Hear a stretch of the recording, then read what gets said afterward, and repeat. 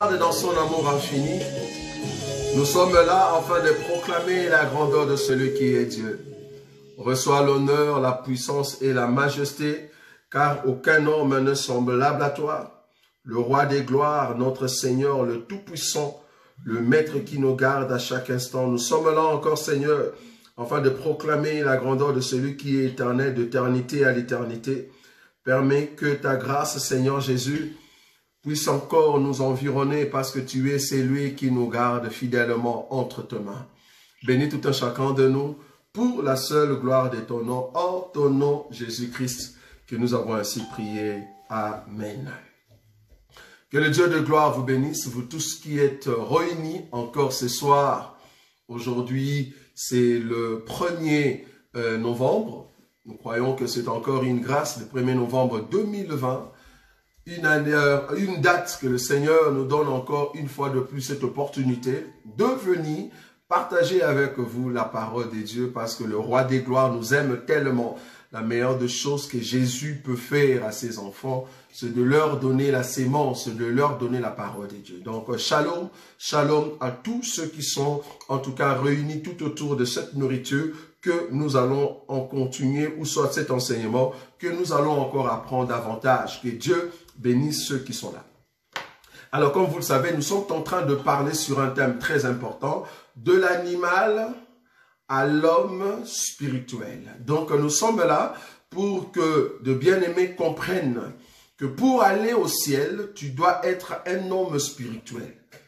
Pas un animal, pas seulement homme, mais homme spirituel.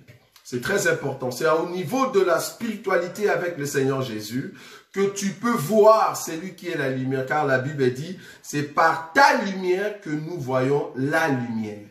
Donc, c'est-à-dire, c'est par ta parole que nous te verrons face à face, toi qui es la lumière du premier jour. Vous comprenez? Donc, c'est par la parole de Dieu que nous verrons Jésus-Christ notre Seigneur.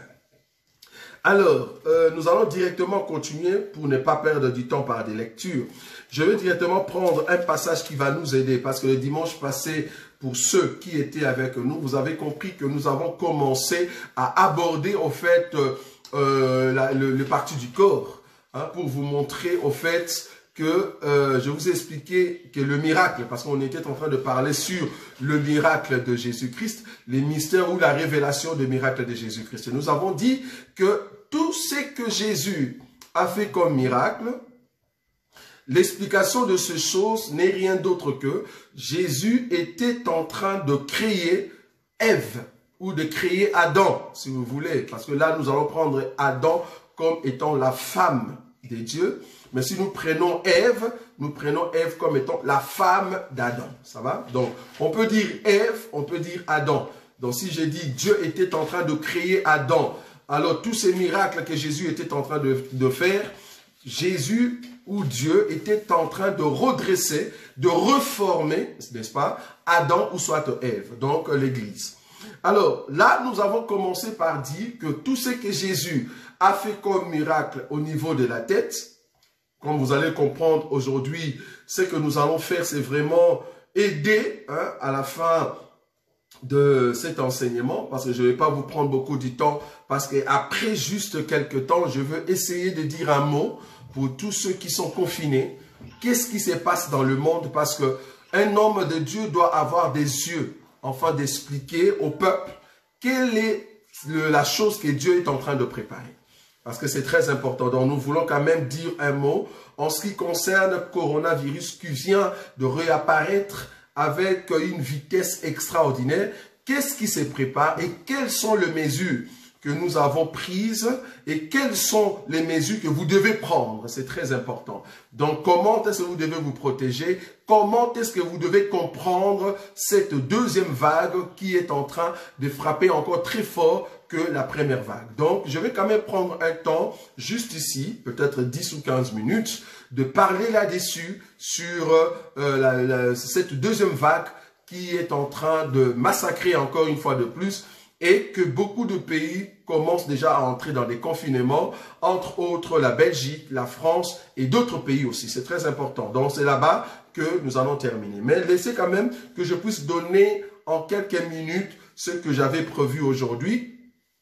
bien que je ne vais pas terminer parce qu'il faut qu'on se dise la vérité en ce qui concerne cette situation qui est en train de frapper le monde, c'est très important.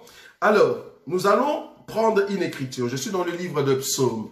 Psaume chapitre 115.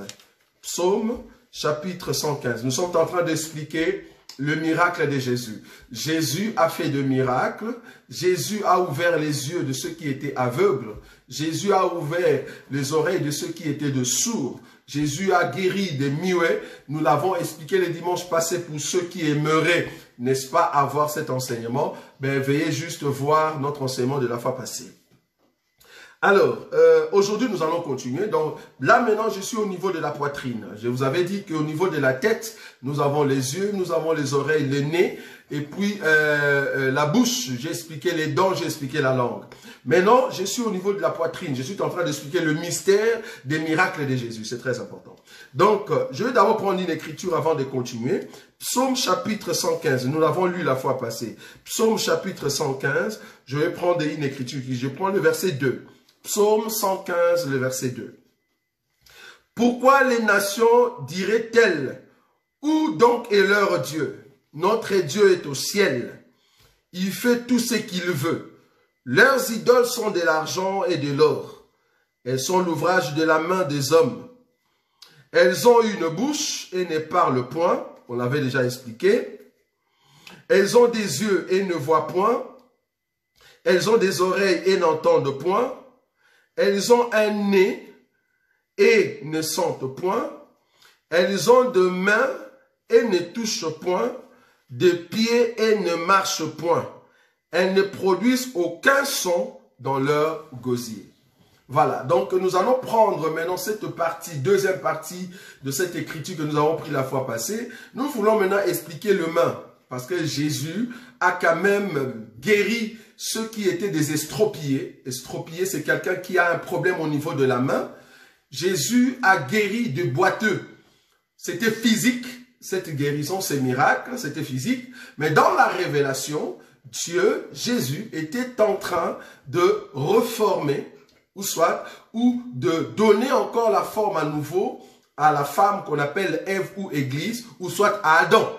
Adam qui était perdu par le péché, Adam qui était perdu par ses voies. Maintenant, Jésus va venir pour retrouver Adam. Parce que souvenez-vous, dans le jardin d'Éden, Dieu a dit, Adam, où es-tu? Vous voyez? Maintenant, il faut que Dieu donne la rédemption à Adam. C'est Dieu-là qui a dit, Adam, où es-tu? C'est Dieu-là, c'est le même hier, aujourd'hui et éternellement. Maintenant, en ces temps de la grâce, il est en train de rechercher Adam afin de lui donner la rédemption. Il doit réformer, donner la forme de nouveau à Adam. C'est-à-dire changer là où il y avait des dégâts dans le corps d'Adam, afin que Adam retrouve la forme initiale, la forme de la relation avec Dieu. C'est ce que nous voulons voir. Voilà, donc nous avons déjà vu au niveau de la tête. Là, maintenant, nous sommes au niveau de la main. Je vais prendre un miracle. C'est comme ça que nous allons expliquer les choses aujourd'hui. Je vais prendre un miracle en ce qui concerne les mains. Je prends une écriture dans le livre de Marc.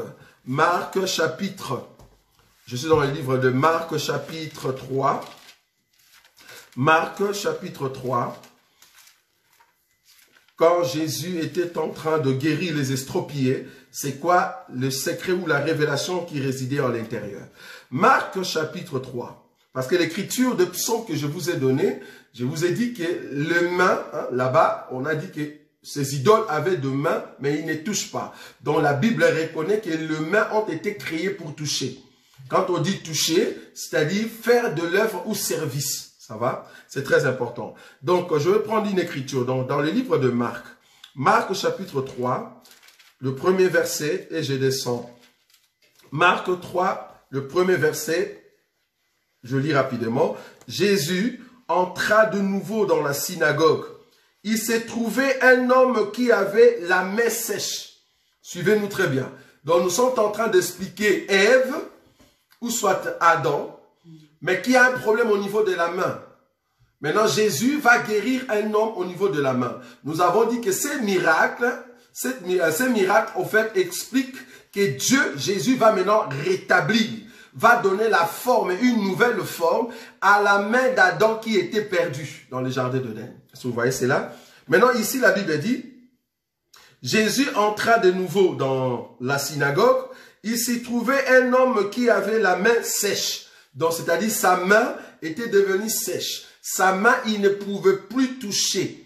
Il ne pouvait plus utiliser sa main pour n'importe quelle œuvre. Donc, la main, c'est l'œuvre. Les actes que tu peux poser. Servir. Comment tu peux servir Dieu. Adam avait perdu cette manière de servir Dieu. Non, comme Dieu c'est le créateur, il est venu chercher Adam afin de donner encore la capacité à Adam afin de le servir. C'est ça la révélation, de guérir une personne qui avait un problème au niveau de la main. Remarquez, le verset 2. Ils observaient Jésus pour voir s'il les guérirait le jour du sabbat. C'était afin de pouvoir l'accuser. Et Jésus dit à l'homme qui avait la main sèche, « Lève-toi là au milieu. » Puis il leur dit, « Est-il permis le jour du sabbat de faire du bien ou de faire du mal, de sauver une personne ou de la tuer? » Mais il garda le silence. Alors, promenant ses regards sur eux, avec indignation et en même temps affligé de l'endurcissement de leur cœur, il dit à l'homme, étends ta main, et il l'étendit et sa main fut guérie. J'aime beaucoup cette écriture. Remarquez le mouvement de Jésus, parce que nous sommes en train de parler de la révélation de ces miracles. Remarquez le mouvement de Jésus. Il appelle l'homme, il dit, viens au milieu. Tiens-toi là au milieu, c'est-à-dire l'homme n'était pas au milieu, l'homme était à l'écart.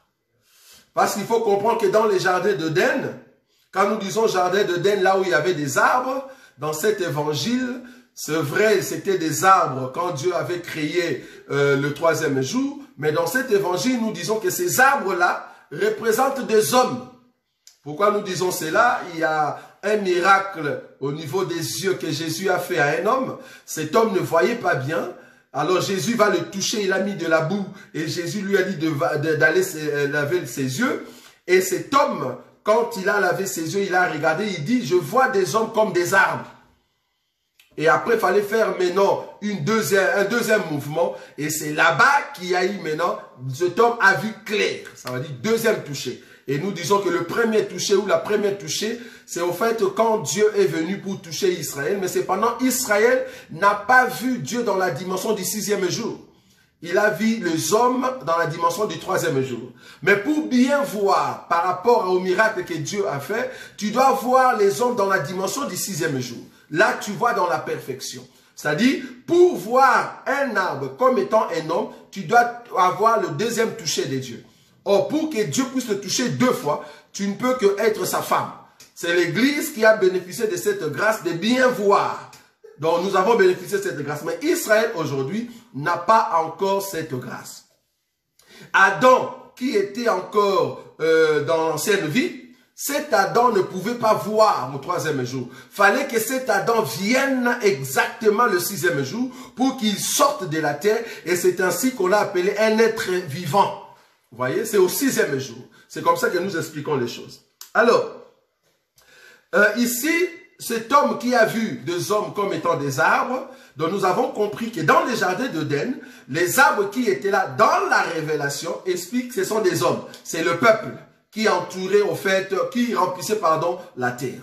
Mais cependant, comme la Bible le dit ici, Jésus étant Dieu, qui est en train de reformer, qui est en train de donner la forme à Adam, il appelle cet homme comme étant Adam, comme étant Ève, comme étant l'Église. Cet homme, cette personne ou l'Église s'est trouvée au milieu des hommes.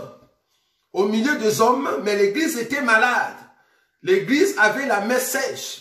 Par ses œuvres, il ne pouvait pas servir Dieu parce que ses œuvres étaient au fait sèches. Donc, Dieu ne pouvait pas agréer les œuvres de l'Église alors que l'Église était dans le péché. Alors Jésus étant le véritable Adam, qui vient maintenant chercher Ève. Jésus étant le Dieu, qui est en train de créer Adam, il va maintenant appeler l'église qui était au milieu des hommes, il va appeler Ève qui était au milieu de la terre, Adam qui était au milieu de la terre, en fait que Adam sorte. Vous voyez? Adam qui était au fait englouti dans la terre, il faut que cet Adam sorte quand Dieu l'a créé. C'est-à-dire quand l'esprit qui est venu de la bouche des dieux, nous l'avons déjà dit la fois passée, pour comprendre l'enseignement d'aujourd'hui, il faut suivre l'enseignement qu'on a déjà vu avant. Donc, l'esprit qui est sorti de la bouche des dieux, pour que cela entre et que Adam sorte, il faut que cet esprit donne la vie dans tous les membres d'Adam. Or, Jésus ici, c'est l'esprit qui vient maintenant donner la vie dans les membres d'Adam. Or, cet Adam ici dans cette écriture de Marc n'est rien d'autre que cet homme qui a la main sèche. Maintenant, on nous dit, c'est Jésus qui est en train de parler, le verset 2. Ils observaient Jésus. Marc chapitre 3, le verset 2. Ils observaient Jésus pour voir s'il le guérirait. Le jour du sabbat, c'était enfin de pouvoir l'accuser. 3. Et Jésus dit à l'homme qui avait la main sèche, lève-toi là au milieu.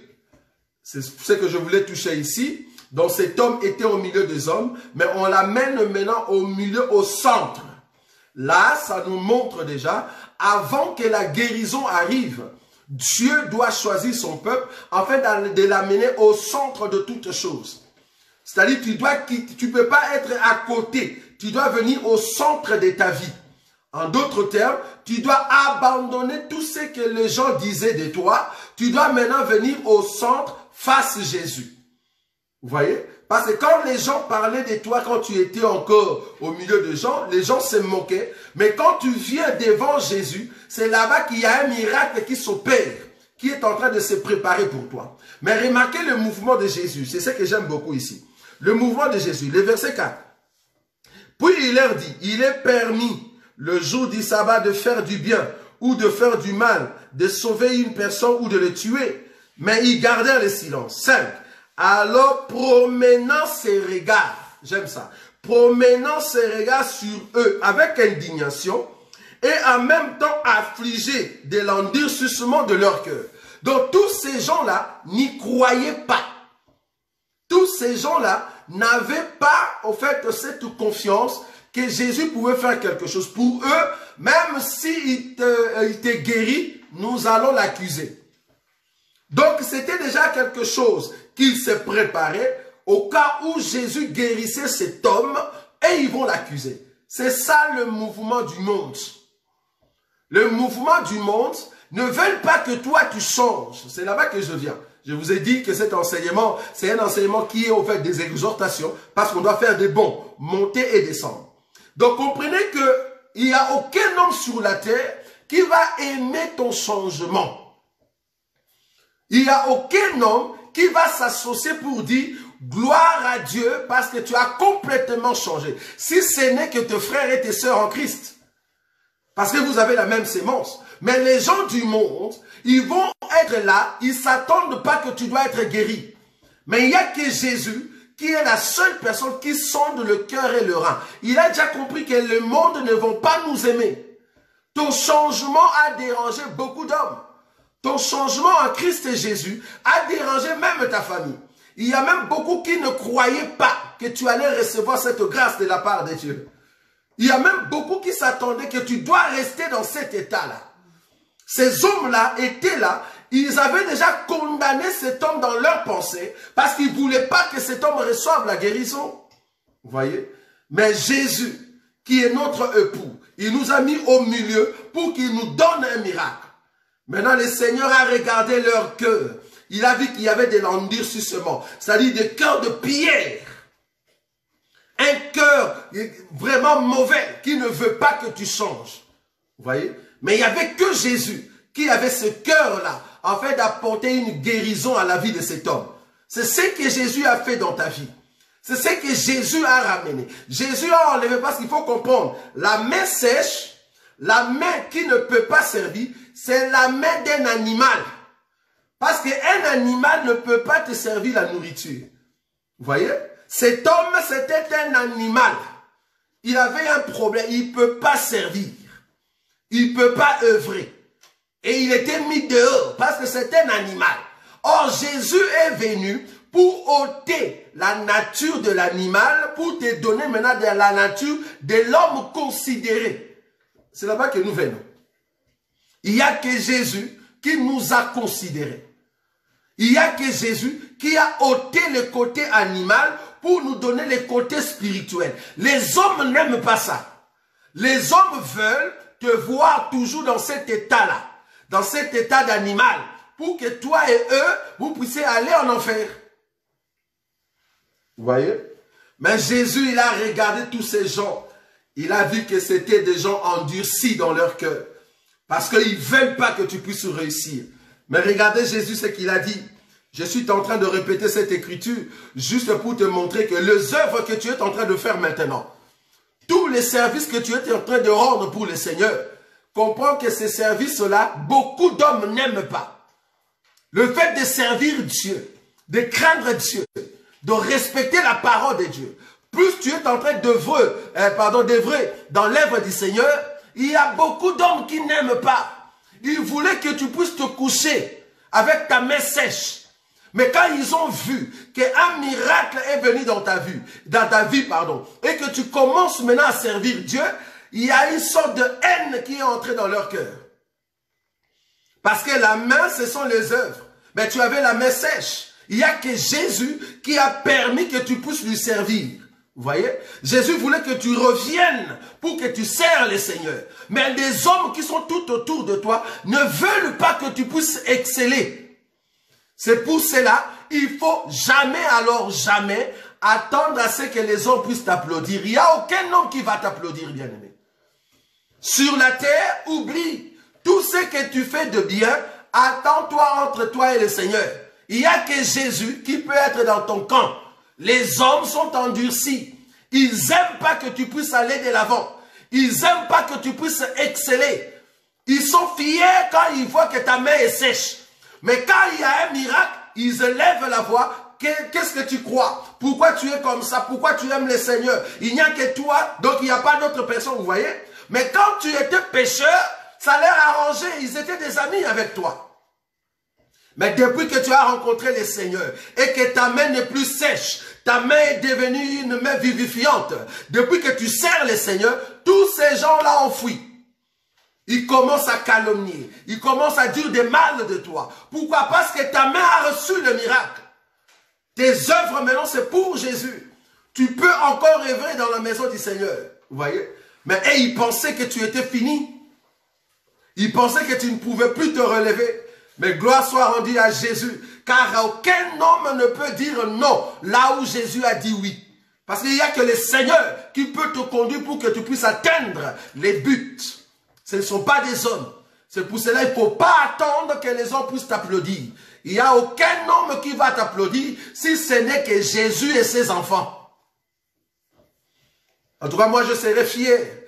Quelqu'un qui était dans le péché, quelqu'un qui était en tout cas dans des boîtes, et que cette personne est venue en Christ Jésus et pour le moment, il est en train de servir Dieu. Je comprends que Dieu a touché sa main qui était sèche, afin que la vie vienne. Parce que cet homme va maintenant servir Dieu. Très important. Le verset 5. Alors, promenant ses regards sur eux avec indignation, et en même temps affligé de l'endurcissement de leur cœur, il dit à l'homme, étends ta main. J'aime ça. Étends ta main, c'est-à-dire, la main de cet homme était sèche et en même temps c'était bloqué. Pourquoi? Parce que je suis en train d'expliquer ces miracles. Je suis en train d'expliquer ces miracles. Donc la main de cette personne était sèche. Pourquoi? C'est-à-dire la vie ne passait plus. Parce que ce qui permet que la main soit bloquée pour que tu deviennes extropié, c'est parce que le veine, il n'y a pas circulation abondamment du sang. C'est-à-dire la vie ne passe pas, comme il faut. Vous voyez? La vie ne passe pas comme il faut. Alors là, du coup, qu'est-ce qui se passe? Le fait que la vie n'y est pas, le fait qu'il n'y a plus le sang, le fait que le veine n'est pas encore en train de donner la vie, qu'est-ce qui se passe? La main devient sèche. C'est ça que nous sommes en train de dire. La main devient sèche. Alors là, c'est un problème parce que ta main ne sait pas s'ouvrir. Maintenant, Jésus, voyant cet homme à cet état-là, il dit, étends ta main. Remarquez le mouvement. Il y a la parole de Jésus et le mouvement de cet homme. Il y a deux choses. Pour que les miracles arrivent, il y a que ces deux choses. Il y a la parole qui sort de la bouche de Jésus et les mouvements que l'homme est en train de faire. Deux choses. Je répète, il y a deux choses. Il y a d'abord la parole que Jésus va prononcer sur toi et les mouvements que tu vas faire. C'est-à-dire, quand on te dit « étends ta main » et que tu ne l'étends pas, mais il n'y a pas un miracle qui s'opère. D'abord, il faut respecter la parole qui est sortie de la bouche de Dieu pour que le miracle arrive. Cela veut dire, nous, Église, si nous voulons travailler avec Jésus, si nous voulons voir le miracle de Jésus, la manifestation de Jésus, nous devons d'abord entendre, écouter ce que Jésus nous dit et mettre cela en pratique. Ah, ok. Quand je mets en pratique la parole de mon Seigneur, alors je vois un miracle. Vous voyez cela? Toute personne qui ne met pas en pratique la parole prononcée par Jésus, si tu ne le mets pas en pratique, tu ne verras pas un miracle. Parce que c'est par cette parole, quand tu le mets en pratique, en d'autres termes, j'accepte ce que le Seigneur a dit et je fais un mouvement, c'est là-bas qu'il y a un miracle. Tu ne peux pas voir les miracles de Dieu si tu ne respectes pas la parole de Dieu. Comment tu peux exceller sans pour autant respecter la parole de Dieu? Comment tu peux aller de l'avant si tu ne respectes pas la parole de Dieu? Cet homme, on lui a dit, étends ta main. La parole du Seigneur, c'est étends ta main. Maintenant, la personne doit étendre aussi sa main. Donc, la personne, le mouvement que l'homme doit faire, le mouvement que l'Église doit faire, c'est d'écouter Dieu et de mettre en pratique ce que Dieu a dit. C'est comme ça que le miracle arrive.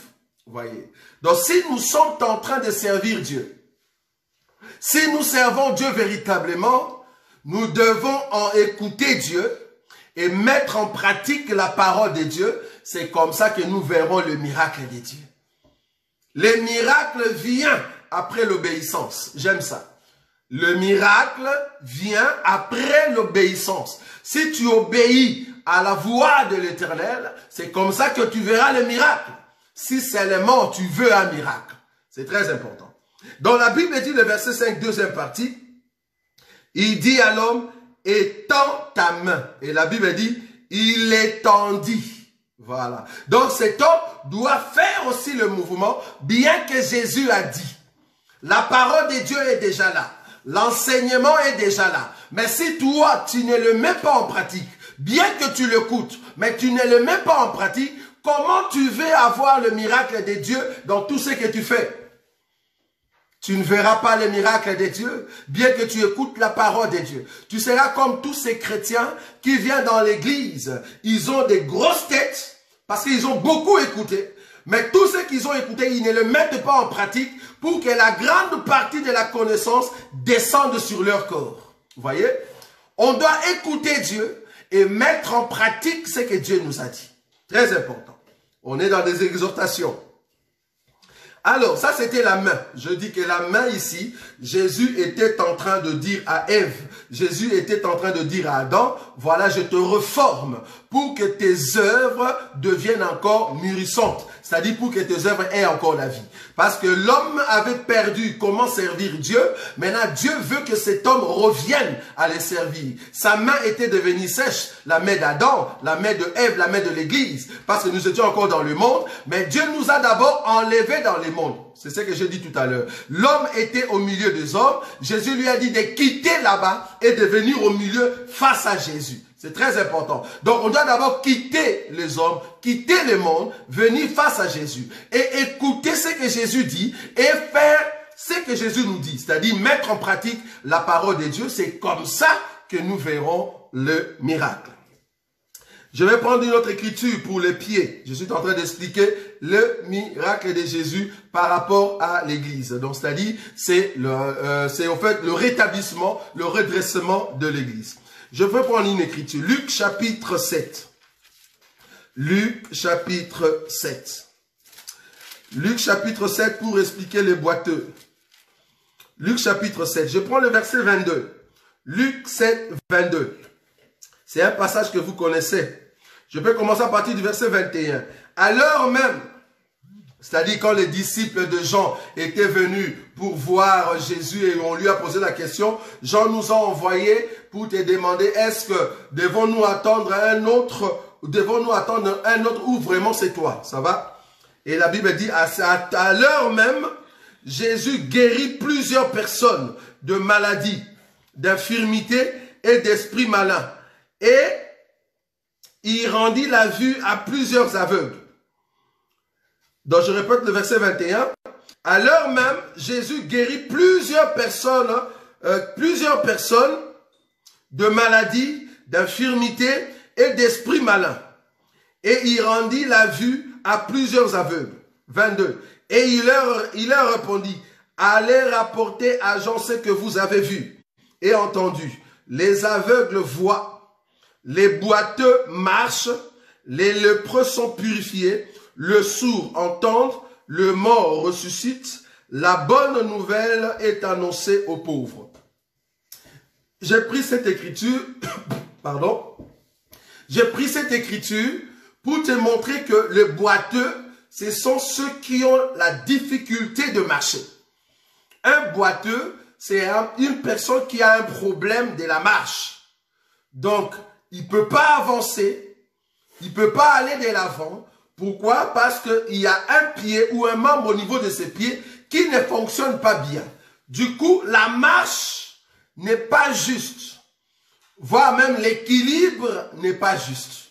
Voilà. Donc, du coup, au niveau de pied, quand Jésus faisait le miracle pour guérir des boiteux, Jésus, dans la révélation, était en train de redresser la marche d'Adam. La marche de Ève, la marche de l'église. Parce que nous, église, nous étions des boiteux. Je vais expliquer la différence entre nous étions des boiteux, c'est-à-dire nous avons eu cette maladie par le péché. Et je vais expliquer aussi que pour aller au ciel, il faut être un boiteux. Il y a une différence. Nous étions les boiteux dans le péché. Maintenant, Jésus-Christ est venu, en fait, nous donner le redressement de ces membres qui étaient infirmes. Donc, Jésus a enlevé cette maladie. Nous ne boitons plus. Maintenant, pour aller maintenant au ciel, il faut être aussi un boiteux. Je répète, peut-être que tu n'as pas bien vu ce que je vais dire ici.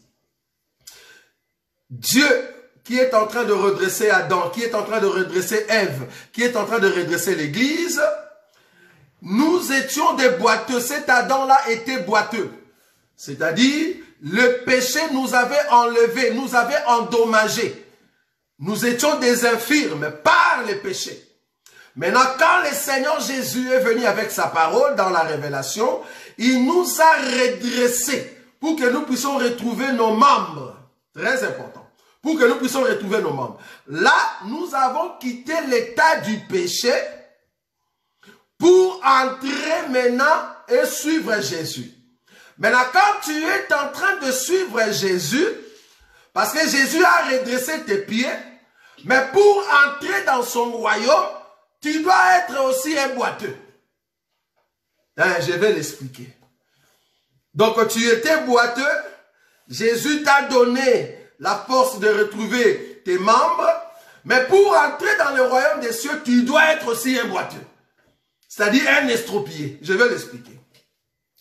Donc, nous comprenons qu'un boiteux, c'est quelqu'un qui a un problème au niveau des pieds. C'est-à-dire, tu marches difficilement. Tu n'as pas de l'équilibre. Maintenant, Jésus, en venant, il a donné à l'église une bonne marche.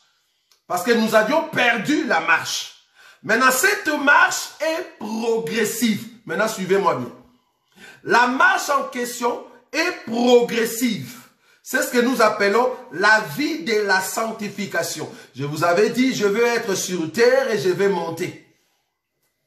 La vie de la sanctification. Quand le Seigneur t'appelle, quand le Seigneur t'enlève dans le monde, il t'enlève dans le péché et que tu viens en Christ Jésus, la marche que tu es en train de faire, de marcher avec Jésus, tu dois enlever beaucoup de choses. Tu dois couper beaucoup de choses. Et tu vas remarquer que toutes ces choses que tu vas commencer à couper va te rendre boiteux.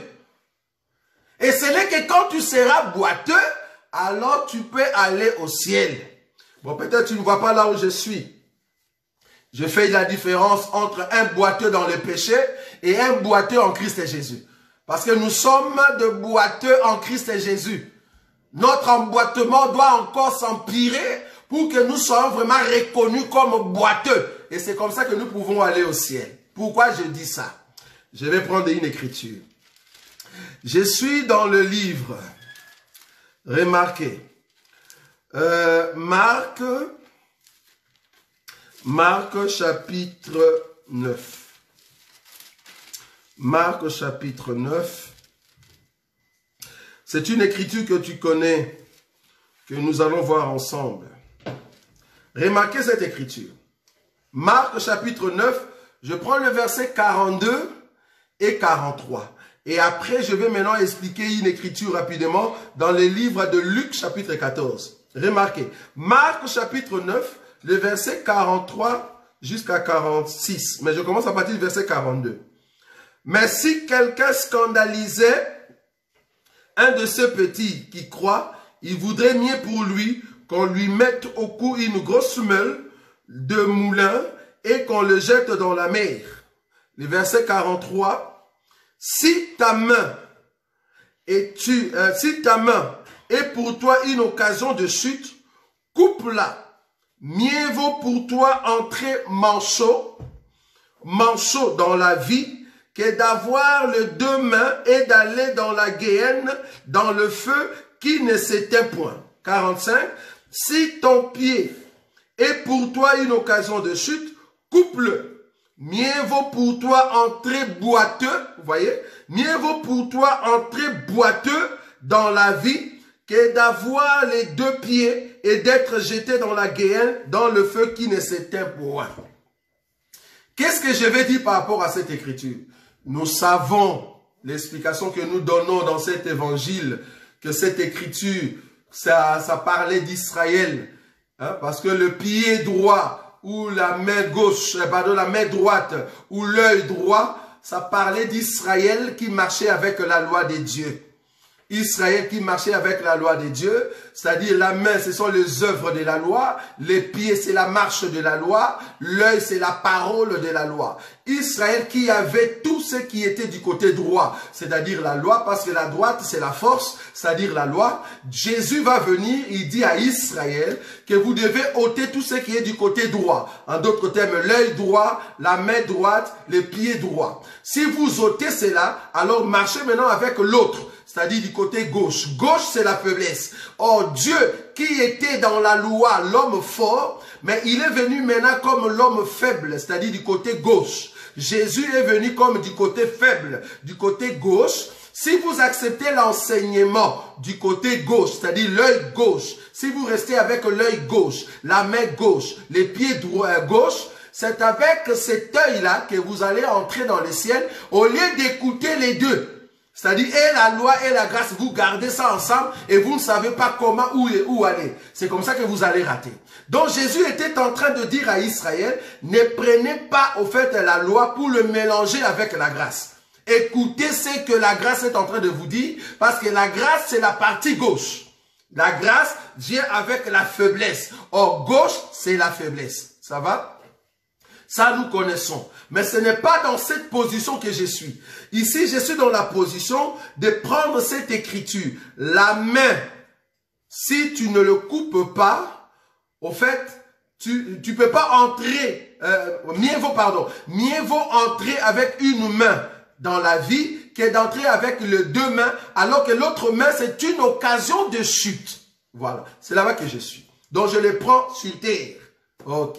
Donc la main qui est une occasion de chute, c'est mieux de les couper. Or, quand tu coupes cette main-là, cela veut dire que tu as coupé une vie ou tu as coupé une mauvaise pratique des œuvres que tu faisais avant. Il faut les couper pour que tu restes avec l'autre. Or, quand tu coupes cette main-là, la Bible t'appelle manchot, c'est-à-dire estropié. Là, tu as un problème. Donc, tu vas entrer avec une main. Mais tu entres où? Dans le royaume des cieux. Là, Dieu va t'agréer parce que tu avais coupé l'autre main. Donc, tu restes avec la main qui te permet d'entrer.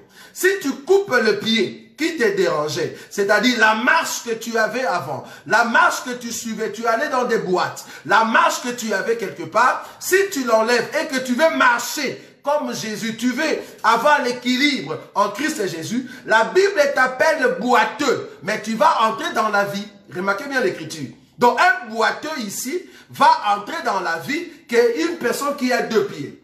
Un manchot va entrer dans la vie qu'une personne qui a deux mains. Donc cette position explique que le boiteux en Christ et Jésus, c'est celui qui a abandonné le monde pour marcher avec le Seigneur.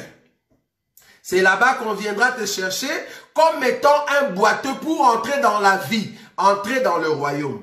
Peut-être là, tu n'as pas bien vu. Regarde maintenant Luc. Luc l'explique encore plus mieux. Regarde ce que Luc est en train d'expliquer. Luc dit ceci. Il a dit en parabole. Luc chapitre 14. Luc chapitre 14. Remarquez cette écriture avec nous. Je prends le verset 12. La Bible dit ceci. Je commence à partir du verset 11. Car quiconque se lève sera abaissé, et quiconque s'abaisse sera élevé. Il dit aussi à celui qui l'avait invité, lorsque tu donnes à dîner ou à souper, n'invite pas tes amis, ni tes frères, ni tes parents, ni des voisins riches, de peur qu'ils ne t'invitent à leur tour et qu'on te rende l'appareil. Mais lorsque tu donnes un festin, invite de pauvres, des estropiés, des boiteux, des aveugles, et tu seras heureux de ceux qui ne peuvent pas te rendre l'appareil, car elle ne te sera rendue à la résurrection de justes. Qu'est-ce que je veux dire dans cette écriture? Jésus était en train de conseiller une personne qu'il avait invitée, que lorsque tu fais un festin, dans d'autres écritures on dit un souper, faut pas inviter ceux qui ont deux mains. Faut pas inviter ceux qui ont deux pieds. Faut pas inviter ceux qui voient. Faut pas inviter de riches. Mais quand tu es en train de faire un festin, il faut inviter des boiteux, des estropiés. Pourquoi? Ceux qui voient, ceux qui ont deux mains et deux pieds, ils vont pas te rendre la même chose, alors tu seras indigné. Mais par contre, ceux qui ne voient pas, ceux qui sont des estropiés et ceux qui sont des boiteux, eux, ils ne vont pas te rendre, mais Dieu, le Créateur, va te les rendre au jour de la résurrection. C'est-à-dire qu'il y a une récompense là-dessus. Mais remarquez l'élément que j'ai souligné ici. C'est que pour que tu viennes au festin, un bon festin, parce que c'est lui qui a préparé le festin, c'est notre Dieu. Dieu de gloire a préparé un festin. Le festin, au fait, nous allons partir bientôt dans ce festin par l'enlèvement. Maintenant, pour entrer dans ces festins, par rapport au conseil de Jésus, parce que si tu descends en bas, tu vas voir maintenant la parabole de festin. Pour entrer dans ces festins, les invités qui étaient honorés ces jours-là, il faut être un boiteux. Parce que ceux qui avaient des deux pieds, ils ne sont pas venus. C'est ce que nous avons dit la fois passée quand nous avons parlé, je ne sais plus de quel thème. Nous avons dit que ces gens-là qui avaient deux pieds, qui avaient deux mains, qui voyaient, qui étaient de riches, c'est Israël. Maintenant, l'église était boiteux. Comment? Parce que si vous descendez en bas, le maître de la maison a envoyé ses serviteurs. Allez trouver dans des carrefours, si vous allez voir des gens qui sont boiteux, alors invitez-les afin que ma maison soit pleine. Mais non, regardez, je vais quand même prendre cette écriture et nous allons expliquer quelque chose. Ok. Je prends cette écriture. C'est toujours Luc chapitre 14. Luc chapitre 14, le verset 23. Et le maître dit au serviteur, va dans le chemin et les longs de la haie, et ce que tu trouveras, contrains-les d'entrer, afin que ma maison soit remplie. Car je vous l'ai dit, aucun de ces hommes qui avaient été invités ne goûtera de mon repas. Des grandes foules faisaient route avec Jésus. Non, c'est pas là-bas. Je vais prendre, voilà. C'est le verset 21. Le verset 21. Luc chapitre 14, le verset 21. Les serviteurs des retours rapporta ces choses à son maître. Alors le maître de la maison, irrité, dit à son serviteur, va promptement dans les places et dans les rues de la ville et amène ici le pauvre, les estropiés, les aveugles, les boiteux. Le serviteur dit, maître, ce que tu as ordonné a été fait et il y a encore de la place. J'ai pris cette écriture dans Luc chapitre 14 verset 21 pour te montrer que le maître de la maison a refusé à ce que ceux qui ont deux mains, deux pieds, des riches, ceux qui voient, puissent entrer. Remarquez comment est-ce que nous pouvons balancer la nuée. Dans d'autres façons, nous prêchons que pour aller au ciel, tu dois bien voir. Il faut que tes yeux voient bien. Là, nous tournons la nuée maintenant. Ça va? Nous tournons la nuée pour dire, dans même écriture, je peux le prendre positivement ou négativement. C'est comme ça que nous présentons l'évangile. Je peux prendre une écriture où une personne est en train de marcher sur ces couloirs-là, positivement, dans le sens positif de cette écriture. Comme moi aussi, je peux prendre la même écriture, mais je passe sur un couloir, mais négativement. Vous voyez? Donc nous disons toujours dans cet évangile, pour aller au ciel, tu dois avoir les deux yeux ouverts. Oui, c'est juste. Mais ça, c'est un couloir. Maintenant, ici, par rapport à cette écriture, vous allez remarquer que ceux qui ont deux yeux ne peuvent pas entrer dans le festin. Si tu as deux mains, tu ne peux pas entrer. Si tu as deux pieds, tu ne peux pas entrer. Maintenant, je veux l'expliquer. Ici, ce sont des gens qui étaient d'abord boiteux par le péché. Maintenant, ils sont venus en Christ et Jésus. Arrivés en Christ et Jésus, la marche qu'ils sont en train de faire, ils doivent couper tout ce qui est une occasion de chute. C'est ce que je suis en train d'expliquer. C'est-à-dire, nous étions des boiteux dans le péché, dans le monde. Jésus-Christ est venu nous trouver. Il nous a dit de quitter au milieu des hommes, de venir au milieu, face à Jésus. Il nous a donné un miracle. C'est ce que j'ai commencé à dire ici. Après les miracles, nous avons retrouvé au fait les membres. Ok. Maintenant, il faut marcher avec Jésus. Lors de la marche, parce que ce que Jésus a fait, tu ne resteras pas de la forme. Parce qu'il faut que le couteau vienne après. Il faut que le couteau vienne après, afin d'enlever les saletés sur toi, dans ta vie, dans ton esprit. C'est pour cela que nous avons des frères et des sœurs qui sont venus en Christ et Jésus par un miracle, mais leur vie ne change pas parce qu'ils ne sont pas en train de couper d'autres membres. Tu ne peux pas aller au ciel avec tes deux mains, alors que l'autre main, c'est une occasion de chute. La façon que tu sers le Seigneur, c'est une occasion de chute. La marche que tu es en train de faire, c'est une occasion de chute. Il faut couper cela. Bien que tu as trouvé un miracle de la part du Seigneur, mais si tu ne coupes pas ces membres, tu n'entreras pas. Parce que le but du maître était aller chercher seulement les boiteux, les estropiés. Donc quand les messagers venaient, ils venaient voir qui est déjà un boiteux. Qui est déjà un boiteux, pour que ces boiteux entrent dans la fête de festin. Pour entrer dans la salle du festin, tu dois être déjà un boiteux. Vous voyez qu'il y a une différence. Nous étions d'abord boiteux dans le péché. Jésus-Christ nous a donné la vie. Nous venons en Christ et Jésus. Mais dans la marche, nous devons couper d'autres vies. Il faut enlever beaucoup de choses. C'est ça la vie de la sanctification. Si vous ne comprenez pas, je suis en train d'expliquer avant la croix et après la croix. Il y a une vie avant la croix, c'était la vie du péché. Mais quand tu arrives à la croix, là maintenant je descends par terre pour expliquer les choses. Quand tu arrives à la croix, Jésus va te donner des nouvelles membres ou des nouveaux membres. Il va changer ton corps. Il va aménager, redresser ton corps. Maintenant, après la croix, parce que tu marches dans la vie de la sanctification, il y a beaucoup de choses que tu dois couper. Même quand tu tombes, tu dois te relever. Tu dois te relever et continuer la marche. Tu ne peux pas rester assis. Même quand les gens parlent, on s'en fout. Mais je sais que j'ai déjà traversé la croix, je dois enlever d'autres éléments. Plus tu fais la marche, plus tu enlèves des choses qui sont des occasions de chute. Quand je fais tomber cela par les couteaux. Parce que Jésus a dit coupe-le. Donc je ne peux couper que par le couteau. Or le couteau en question ou l'épée en question, c'est la parole de Dieu. C'est la parole de Dieu qui coupe d'autres membres qui étaient liés à moi juste après la croix. Je parle de la sanctification. Parce qu'il y a une différence entre la conversion et la repentance. C'est pas la même chose. La conversion, c'est le retour. C'est-à-dire, je marchais, je fais un demi-tour. Mais la repentance, c'est quand je tombe et je reconnais le mal. C'est comme ça que je me lève. Vous voyez? Donc, après la croix, je dois maintenant marcher dans la repentance tout le temps.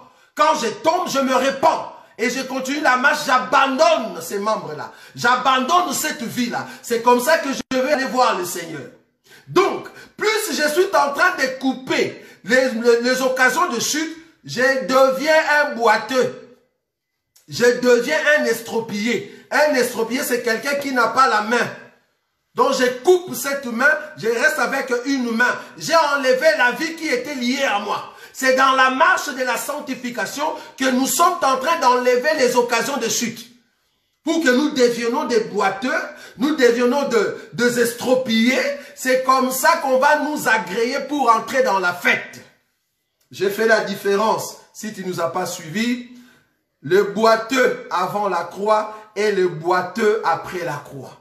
Les boiteux avant la croix, c'est un boiteux qui était dirigé par le péché. Alors à la croix, Jésus nous a redonné nos membres.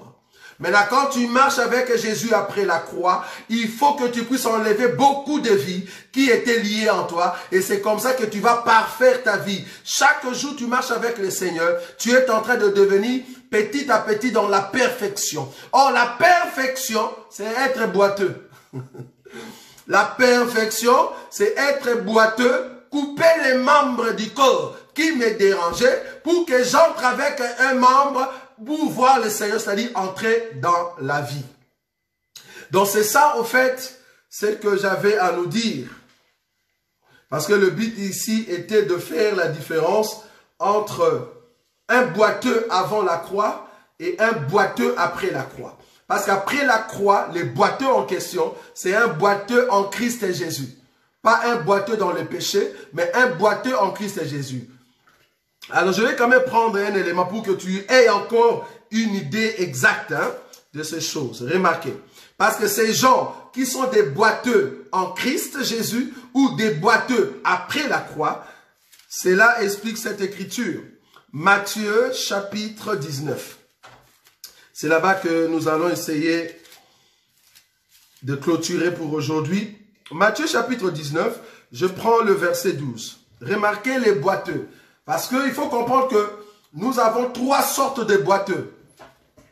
Nous avons trois sortes de boiteux. C'est-à-dire, nous avons des boiteux qui sont nés. Donc, il y a des enfants qui sont nés boiteux dans le monde. Il y a des enfants qui sont nés boiteux et nous avons des enfants qui sont devenus boiteux par les hommes. C'est-à-dire, ce sont des hommes qui ont fait que cette personne devienne boiteux. Ou soit on l'avait poussé, ou soit quelqu'un lui avait lancé quelque chose, ou soit, voilà, il y a eu, je ne sais pas moi, et la personne a eu un problème au niveau de pied, et son pied a eu un problème, et voilà, la personne est devenue boiteuse. Troisième élément est que la personne elle-même peut se faire du mal et devenir boiteux. Donc, on a trois sortes de boiteux. Quand vous voyez une personne en train de boitiller, quand vous voyez une personne en train de boitiller, cela veut dire, ou soit la personne est née boiteuse, ou soit il y a quelqu'un qui a fait que cette personne devienne boiteuse, ou soit la personne elle-même est devenue boiteuse. Il n'y a que trois là. À part les trois, il n'y a rien. Ou soit la personne elle-même s'est rendue boiteuse, je ne sais pas comment, ou soit la personne est tombée, ou soit il y a des gens qui l'ont fait cela, ou soit c'est dès le ventre de sa maman que cette personne est devenue boiteuse. Là, je donne les trois sortes de boiteux dans le monde. Maintenant, je monte pour amener que ces boiteux-là, les trois sortes, c'est au fait les boiteux en Christ. C'est après la croix que nous pouvons voir aussi ces boiteux. Ce ne sont pas les boiteux avant la croix, mais je parle de ces trois boiteux, mais en Christ et Jésus. C'est après la croix. Remarquez, Matthieu chapitre 19. Matthieu chapitre 19, je prends l'écriture 12.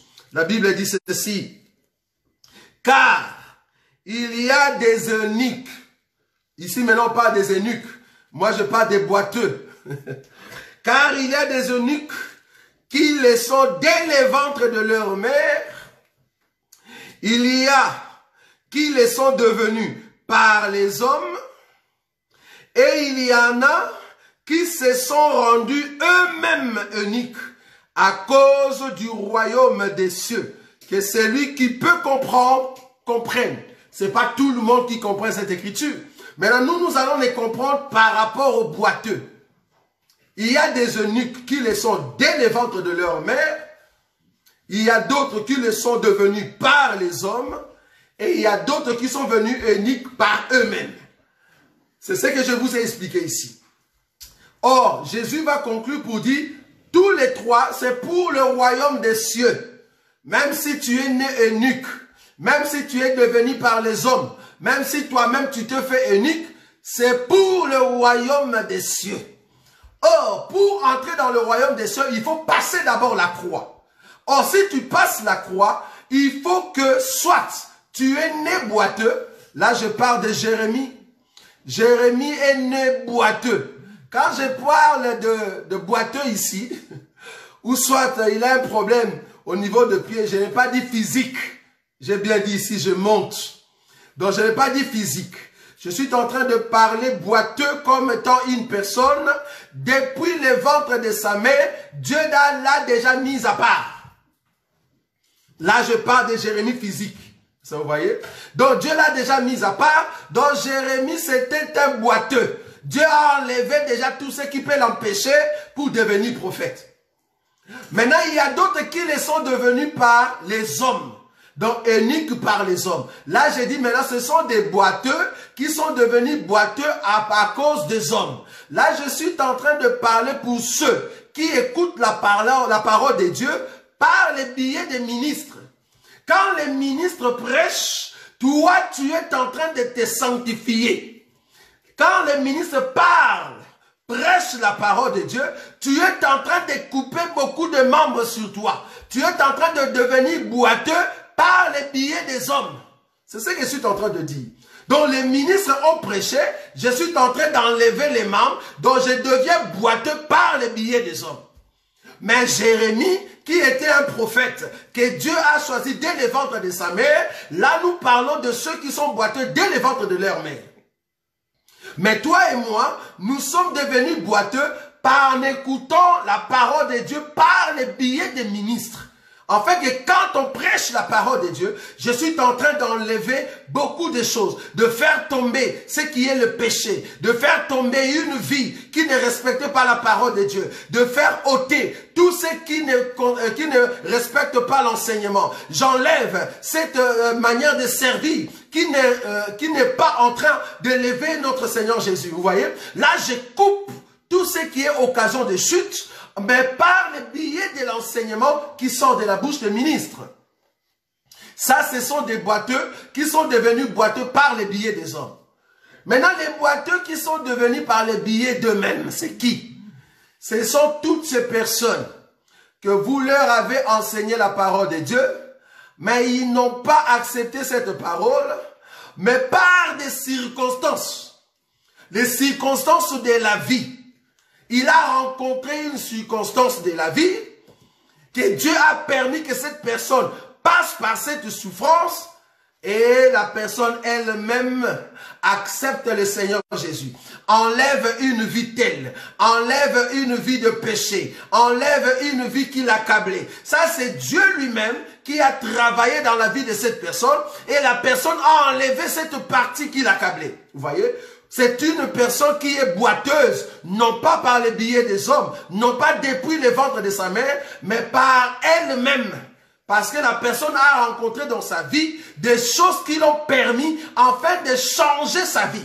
Donc Dieu a permis que des circonstances douloureuses arrivent dans ta vie et c'est comme ça que tu as quitté le monde, tu as suivi Jésus avec tout ton cœur et tu coupes tout ce qui est péché. Tu enlèves tout ce qui est la vie du monde pour que tu marches avec le Seigneur. Et c'est comme ça que tu deviens boiteux. Non pas par les billets des hommes, non pas parce que tu es né comme ça, mais parce que Dieu a permis une circonstance dans ta vie et toi-même, tu as pris la décision de marcher vraiment comme le Seigneur l'a dit.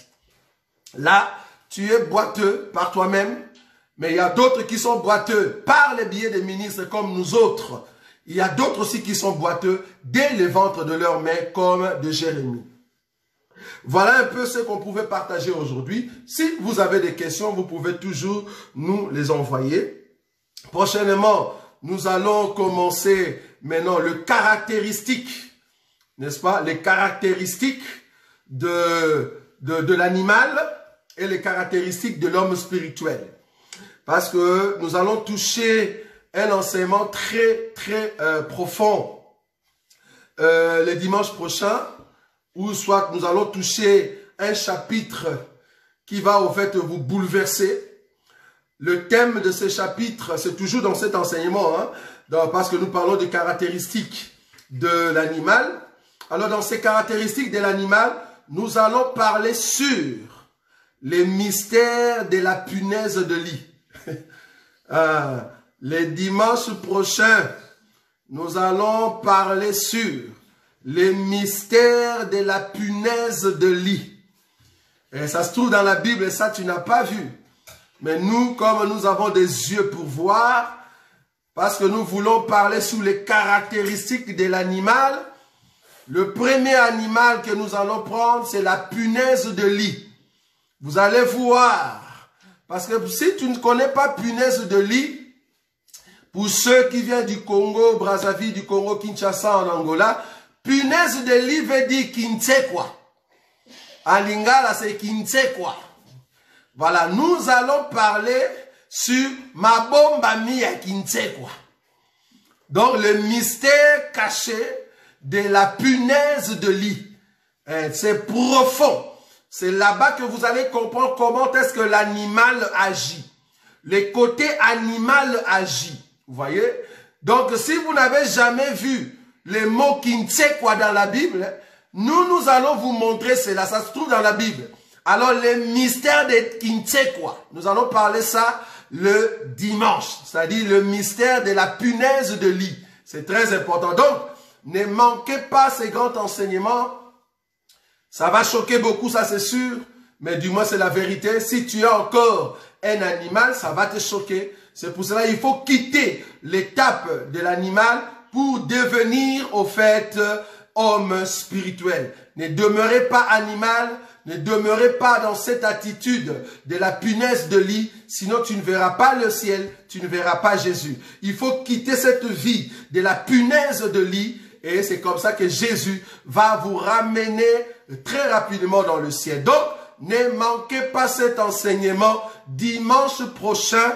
Mabomba Mia Kintsekwa. Dans la Bible, ça se trouve, c'est ce que nous allons parler, le mystère de la punaise de lit. C'est très important. Alors, essayons un peu de parler sur ces corona, Covid-19. Nous avons déjà dit à nos bien-aimés, à nos confrères, parce qu'il y a aussi beaucoup qui nous ont appelés, qui nous ont envoyé des messages pour dire, mais pourquoi vous avez attaqué au fait, le frère Roger Baka? Peut-être ce qu'il a dit est vrai, tout ça, pourquoi l'attaquer? Nous disons toujours que nos enseignements, c'est lié rien que la Bible. Or, quand je regarde la Bible, je dois me poser la deuxième question. Donc la première question, c'est de se dire, est-ce que la chose est biblique? Si la chose est biblique, je dis Amen. Deuxièmement, je dis, est-ce que la chose est chrétienne? Ce sont deux questions. Est-ce que la chose est biblique? Si la chose est biblique, gloire à Dieu. Est-ce que la chose est chrétienne? Parce que nous avons des choses qui sont bibliques, mais qui ne sont pas chrétiennes. Vous voyez, c'est biblique, qui ne sont pas chrétiennes. Quand je dis chrétien, je suis dans la doctrine. Parce que dans la révélation, je sais expliquer cette chose-là. Mais dans la doctrine, nous étant chrétiens, nous ne pouvons pas le mettre en pratique. Je vais donner un exemple simple. C'est biblique qu'une femme qui est pendant sa période de menstruation, cette femme ne peut pas être au milieu des gens. Elle doit être cachée quelque part. Elle ne doit pas bouger jusqu'à la fin de sa période. Vous voyez? C'est biblique. Mais ce n'est pas chrétienne. Pourquoi ce n'est pas chrétienne? Parce qu'aujourd'hui, une femme qui est dans cette période-là, qui est en train de voir ces périodes, elle peut être avec nous, ça ne dérange pas. Parce que cette loi est caduque. Mais nous savons expliquer cela. La loi qui interdisait aux femmes qui avaient de perte de sang ou de femmes qui voyaient leur période pour ne pas se réunir avec des hommes, cette femme explique une identité. Cela parle du péché. Parce que la perte du sang ou le sang de cette période-là, ça s'appelle péché dans la Bible. Donc une personne qui vit dans le péché ne peut pas s'assembler dans l'assemblée des saints. C'est pour cela que la Bible dit que ceux qui se méconduisent ne peuvent pas résister dans l'assemblée des saints. Vous voyez? Donc c'est une femme qui est encore en train de voir sa perte dans le perte de sang. Ou soit sa période de menstruation. Donc c'est ce que nous disons. Donc du coup la chose est biblique, mais ce n'est pas chrétienne. Donc maintenant avec notre confrère du Congo, Roger Baka, ce que nous lui avons reproché, c'est de dire le 15 février, tout Congolais doit rentrer. Nous disons non. Là, tu n'as pas bien lu, au fait, la prophétie. Vous voyez, tu n'as pas bien lu la prophétie. Mais vous êtes d'accord avec moi qu'au début de cette maladie Corona, nous avons très bien dit, pour ceux qui nous suivent bien, nous avons dit ceci. Allez voir notre enseignement sur les 4 abominations qui précèdent l'enlèvement de Lot. Nous avons parlé des 4 abominations qui précèdent l'enlèvement de Lot. Parmi ces abominations, nous avons dit il y a le racisme. Le racisme doit monter. Nous avons dit. Le racisme doit monter. J'ai même donné un conseil pour ceux qui sont vraiment, qui nous suivent attentivement. J'ai donné même un conseil, si vous avez bien suivi. J'ai dit, il est temps. Parce que quand le racisme viendra, il est temps que vous ayez un toit au niveau du Congo. C'est-à-dire au niveau de ton pays d'origine. Pourquoi? Parce que la bête qui viendra, ça sera un royaume sous forme de léopard. Avant que la tête de cette bête apparaisse, il faut que les corps se forment déjà. C'est ce que nous avons dit. Donc la tête de cet homme-là de l'impie, avant qu'il puisse apparaître, mais les corps va déjà se former. Or, son corps, bibliquement parlant dans l'Apocalypse, c'est un corps de léopard. Or, un corps de léopard, c'est un corps tacheté. J'ai bien dit dans l'enseignement des 4 abominations qui précèdent l'enlèvement de Lot, que les tâches en question veut dire, il y aura des réunions de pays. Les pays vont commencer à se regrouper. Donc, Congo peut se retrouver avec Congo-Brazzaville, avec l'Angola, avec les Gabon. Donc, ils vont former un groupe pour dire, en tout cas, nous sommes forts, en tout cas, avec ces 5 pays. C'est comme ça qu'ils vont se former des groupes pour devenir forts. En ces temps-là, il y aura la montée du racisme. C'est-à-dire, ceux qui sont ici en Europe, nous allons vivre les racismes. Ça va permettre que nous puissions rentrer. Mais dire qu'on va rentrer le 15 février, non. Là, tu n'as pas bien lu la prophétie. Non, parce que le 15 février, c'est dans combien de mois? Là, on est au mois de novembre. Novembre, décembre, janvier, février. Dans 4 mois. Dans 4 mois. Or, pour que les racismes arrivent, nous avons dit qu'il y a encore d'autres éléments. Bon, nous sommes déjà d'accord pour ceux qui ne croyaient pas à l'enseignement que nous avons dit au mois de mars. Vous avez vu entre mars et maintenant au mois de novembre, le pape est passé pour annoncer officiellement. Il a reconnu ce que nous appelons l'homosexualité. C'est reconnu. Bien que du côté de l'État était déjà reconnu, maintenant il fallait qu'il y ait l'aval du côté de ce qu'on appelle le faux prophète, c'est-à-dire le pape de l'Église catholique. Il a reconnu. Maintenant, il faut que la pédophilie arrive, qu'on n'a pas encore reconnu, mais que l'État, parce qu'en France, vous vivez déjà avec un président pédophile. Vous voyez? Donc, ça va être reconnu, la pédophilie. Après la pédophilie, il y a aussi le racisme. Après le racisme, il y a aussi l'agression sexuelle. Donc, il y a ces choses-là qui arrivent. C'est ce que nous avons dit. Maintenant, quand il y aura le racisme, on va nous chasser, ça je suis d'accord. On l'avait déjà dénoncé, on l'avait déjà dit. On ne craint pas qu'on puisse nous chasser. C'est ça le racisme qui vient. Parce qu'on doit chasser l'autre. Vous voyez? Toi qui es venu ici comme un étranger. C'est ce qu'ils ont dit à l'autre. Donc nous sommes d'accord qu'un jour, le racisme va monter, ça va pousser les gens à rentrer dans leur pays. Nous disons Amen, mais pas le 15 février. Non, pas le 15 février. Il faut lire la ligne prophétique. Nous l'avons dit ici, je crois, depuis le mois de mars, avant même que Baka puisse envoyer sa vidéo. Donc, veuillez nous suivre bien. C'est comme si soit vous suivez nos enseignements, mais vous ne comprenez pas trop bien. Nous marchons avec la ligne prophétique. Donc, ce qui se passe maintenant, ils sont en train de préparer leur vaccin. Parce que la bête qui doit monter, il doit mettre, donc, en fait, il doit essayer tout ce qu'on appelle le mécanisme. Quand il viendra dans le pouvoir, il va le mettre en place. Les buts qu'ils vont faire maintenant, c'est d'essayer leur vaccin. Or, pour essayer leur vaccin avec la première vague, ce n'était pas possible. Mais ils vont l'essayer dans la deuxième vague. La deuxième vague, le but c'est quoi? C'est de dire aux gens, de faire peur aux gens, que si vous n'avez pas le vaccin, c'est pas possible. Mais ça ne sera pas encore la puce. Non. Ça ne sera pas encore la puce. C'est juste un moyen pour voir comment est-ce que les hommes ont peur. Et nous, Dieu nous a dit de voir comment est-ce que le monde sont en train de trembler devant les diables. Vous voyez? Parce qu'après l'enlèvement, le monde, ça sera comme ça. Donc là, ils sont en train de préparer leur vaccin. Ils vont donner aux gens qui vont l'avoir. Mais nous, en tout cas, cette maladie ne peut pas nous atteindre. Même si cela arrivait, Dieu va nous guérir. Parce que nous sommes en train d'être comme des observateurs pour voir leurs manœuvres. Vous voyez? Donc, dire que nous allons rentrer le 15 février, c'est pas juste. Et ce corona qui est revenu, c'est pour préparer au fait leur vaccin qui arrive.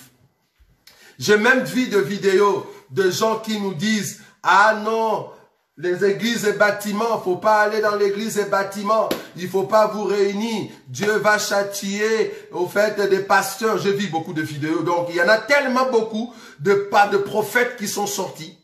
On s'est dit, quand tu donnes une prophétie, sois sûr que ta prophétie respecte la ligne prophétique. Ne donne pas une prophétie là où tu dormais et tu as vu des choses. Prends ta prophétie, viens mettre sur la ligne prophétique. Vous voyez? Quand tu parles, il y a beaucoup de personnes qui ne comprennent pas les mots bâtiment. Ils pensent que bâtiment, c'est seulement quand il y a chorale, c'est seulement quand il y a, comment on dit, chair, c'est seulement quand on est dans une chaise, je ne sais pas, Louis XIV, là où il y a des tapis, c'est-à-dire vous louez, c'est ça seulement bâtiment. Même nos maisons, ce sont des bâtiments. C'est ça le problème. Même nos maisons, ce sont des bâtiments. C'est-à-dire, quand les disciples priaient dans des maisons, ils priaient dans des bâtiments. Faut pas prendre l'expression comme si église et bâtiment. Donc quand tu dis église et bâtiment, c'est comme si toi tu pries dans l'arbre, quoi. Voilà. Donc tu vas dans l'arbre, tu ouvres l'arbre à l'intérieur, tu vas prier. Ta maison aussi c'est un bâtiment. Tous ceux qui se réunissent sous la terre sont dans des bâtiments. Même la tente. Même une tente, c'est un bâtiment. Le mot bâtiment vient du verbe bâtir. Quelque chose qu'on a bâti. Tu peux bâtir une tente, tu peux bâtir une maison, tu peux bâtir un endroit. C'est un édifice. Donc quand il dit église et bâtiment, je rigole. Parce que même ta maison, c'est un bâtiment. Tu n'as pas compris, bien-aimé. Bon, on comprend peut-être que tu es en train de nous dire toute organisation qu'on met tout autour de ceux qui ont acheté des églises ou de ceux qui se réunissent à l'église, là où il y a des offrandes, tout ça, c'est ce que toi tu appelles bâtiment. Mais on peut le faire aussi à la maison. Viens nous dire que la procédure du culte n'est pas juste à l'enseignement. Là, nous sommes d'accord. Mais si tu nous parles des bâtiments, parce que même sous la cave, c'est aussi un bâtiment. Même dans les garages de ta maison, c'est un bâtiment. Le problème est que, est-ce que dans ta maison, dans les garages, sous l'arbre, est-ce que vous respectez le culte? C'est ça le problème. Donc ne nous amenez pas cette psychose, la peur. Ah non, faut plus aller dans l'église et bâtiment. Restez chez vous. Oui, restez chez vous par rapport à Covid. Pas rester chez vous pour dire aux gens, n'allez pas à l'église. Non. Si on nous dit de continuer nos réunions, nous continuons. Si on nous dit de ne pas le faire, nous sommes à la maison. Mais à la maison, nous continuons nos réunions. Nous continuons le culte. Vous voyez? Donc, je peux faire le culte avec ma famille. Donc, ça ne change rien. Nous sommes toujours dans un bâtiment. L'église a commencé dans des bâtiments, bien-aimés. Tu n'as pas compris? Bâtiment, c'est quelque chose qu'on a bâti. Peut-être tu ne voyais pas le verbe bâtir. C'est ça le souci. Donc, bâtiment, c'est quelque chose qu'on a bâti, un édifice. Voilà. Donc, du coup, il ne faut pas amener cette peur aux gens pour dire, n'allez pas dans des bâtiments. Non. Si l'époux non-croyant nous donne le droit de se réunir dehors, nous allons dans des bâtiments. Parce que là-bas, le nombre que nous sommes, nous ne saurons pas recevoir tout le monde dans la maison. Imagine que Covid est fini. Pourquoi tu nous empêches de trouver un bâtiment et de se réunir? Par rapport à quelle écriture? Tu ne l'auras pas. Parce que si tu me dis que tout ce monde vient dans ma maison, mais ma maison c'est un bâtiment, ça ne change rien. Le problème c'est le culte. Quel est le culte que vous êtes en train de rendre? Est-ce que c'est un culte agréable à Dieu? Parce que pour que le culte soit agréable à Dieu, ce n'est pas les bâtiments. C'est la manière, l'organisation de ce que vous êtes en train de faire. C'est-à-dire respecter la parole de Dieu quant au culte. Donc, ce n'est pas les bâtiments. Donc, c'était juste ça pour aider nos bien-aimés qui sont en train de voir des vidéos qui circulent. Soi-disant, il ne faut pas aller aux églises des bâtiments. Tous ceux qui prient dans des bâtiments, vous irez en enfer. Non. Là, vous avez très, très mal compris l'écriture. Toute personne qui est enfant de Dieu, tu dors dans des bâtiments. Si tu ne veux pas des bâtiments, à partir d'aujourd'hui, ne dors plus dans ta maison parce que toi, tu es église. Va dormir dans des forêts. Tu ouvres l'arbre à l'intérieur, entre là-bas, dors là-bas. Il ne faut pas dormir dans des bâtiments. Parce que bâtiment, même ta maison, c'est un bâtiment. Je comprends, tu as au fait cette vision de voir que bâtiment veut dire là où on a loué et qu'il y a des instruments. Mais non, même dans ma maison, je peux le faire la même chose. Donc ça ne change rien. Donc c'est un peu ça que nous voulons apporter et dire au peuple de Dieu, n'ayez pas peur. Le monde sont en train de montrer sa phase finale. Ça va? Le monde est en train de nous donner son visage. Vous voyez? Donc nous sommes en train de vivre ce qu'on n'a jamais vécu. Et Dieu est en train de nous montrer pour dire, regardez, après l'enlèvement, comment est-ce que le monde sera? Je vous ai toujours dit, et je vous dis toujours ce qui est juste par rapport à la ligne prophétique. Donc restez chez vous à la maison, ne sortez pas. Quand je dis ne sortez pas, c'est dans le sens des Covid. Mais si Covid passe et qu'on nous permet pour que nous puissions nous réunir, nous allons nous réunir. Mais pour le moment, l'époux ou notre mari non-croyant nous a dit de rester à la maison. Je reste à la maison. Restez chez vous, soignez-vous, restez chez vous, préservez en tout cas à la maison, évitez à ce que cette maladie puisse entrer dans votre maison parce que tu ne vas pas quand même tenter Dieu. Tu vois? Donc même si tu vas au travail avec prudence. C'est-à-dire, fais attention. Ne fais pas comme si tout était bon. Non. Parce qu'il y a un vent qui est en train de souffler. Ce vent est en train de donner vraiment des maladies. Donc, si tu méprises cela et que tu n'es pas prudent, parce qu'une personne qui n'est pas prudent, c'est une personne qui ne voit pas loin. Donc, quand la prudence fait défaut, le peuple tombe. Donc, tu dois marcher avec la prudence. Quand il y a cette maladie, comme il y en a, et que ça circule, marche avec prudence. préserve ta maison, marche avec prudence. L'homme, ou soit le mari non croyant, nous a dit de mettre des désinfectants. Ne dis pas, ah non, je ne vais pas mettre des désinfectants. Je ne vais pas mettre le masque. Je vais entrer dans les bus sans masque. Jésus-Christ, c'est lui mon masque. Ok, merci. Continue comme ça. Jésus-Christ, c'est ton masque. Continue. Jésus-Christ, c'est lui qui est mon masque.